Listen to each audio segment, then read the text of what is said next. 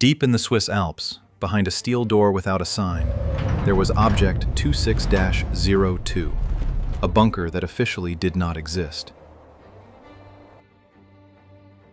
Inside, in the cold fluorescent light, there were boxes marked with NATO in neat rows.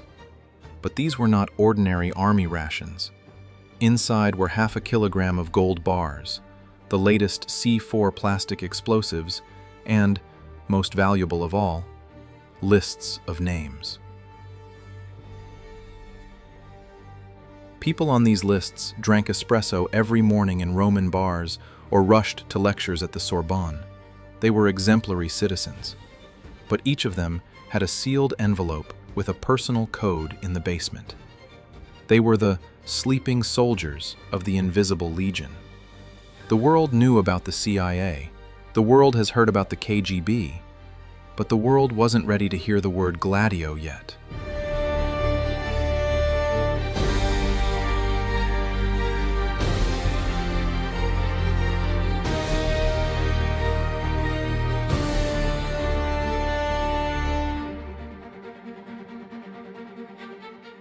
The year is 1947. While Europe was celebrating the victory over Nazism, documents labeled Top Secret were being signed in Washington's foggy bottom. Burning after reading, CIA Director Allen Dulles understood that the Iron Curtain had already fallen, and the next war could begin with a single tank breakthrough through the Fulda Corridor. Their plan was called Stay Behind, Left Behind. A web of 12 secret committees was created throughout Western Europe. In the quiet forests of Belgium, right under the roots of century-old oak trees, operatives buried sealed containers with FNFAL rifles. In Austria, radio stations were hidden inside fake tombstones in rural cemeteries. These were not just warehouses. It was the infrastructure for the government in exile. But when it became clear that Stalin was not going to cross the border, the Shadow Army received a new order. The enemy was no longer standing in the east. The enemy was sitting in the electoral commissions of Rome and Paris.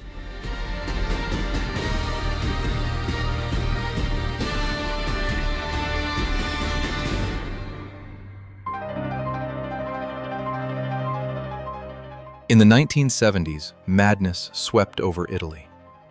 This time will be called the Lead 70s. But behind the scenes of the street fighting stood a figure worthy of dystopia. Licio Gelli, the master of the secret Masonic lodge Propaganda Due, P2. His safe contained lists of ministers, generals, and bankers who were also members of Gladio.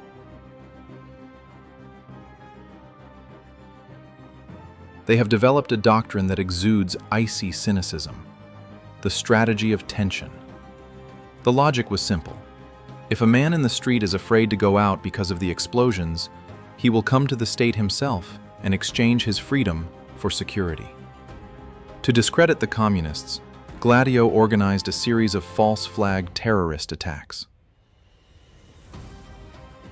The worst of them was the explosion at the Bologna train station in 1980. 85 dead.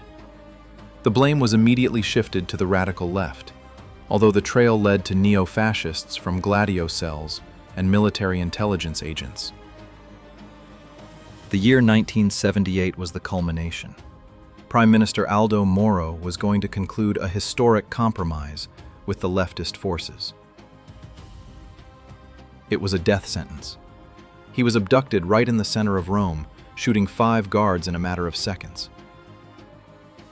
He was held in a people's prison for 55 days while the security services, with satellites and thousands of agents at their disposal, demonstratively searched the wrong areas.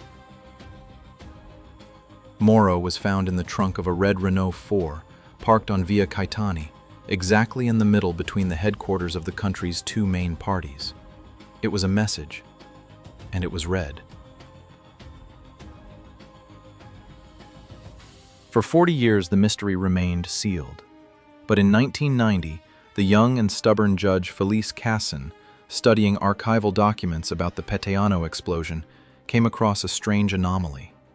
The serial number of the explosives matched the numbers from the secret arsenals of NATO. What he unearthed made the governments of 12 states shudder. When Prime Minister Giulio Andreotti, nicknamed Beelzebub for his political survival, came to the rostrum of Parliament, his face was paler than usual. He acknowledged the existence of a stay-behind structure, effectively confirming that every democracy in Europe has had a parallel state for decades.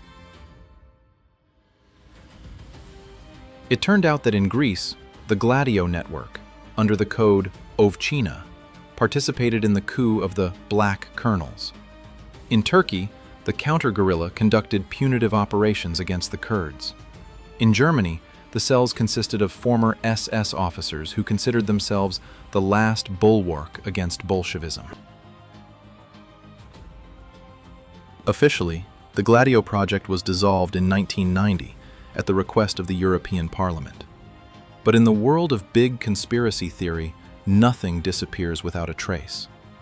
The archives were partially burned, and key witnesses suddenly passed away under strange circumstances. Looking at the inexplicable political assassinations and sudden outbreaks of violence in Europe today, we can't help but wonder, is this short Roman sword really back in its scabbard? Or has he just changed hands and is waiting for a new signal in the shadows to start dictating the story in blood again? After all, as Licio Gelli said, the best way to run a country is to manage its fears.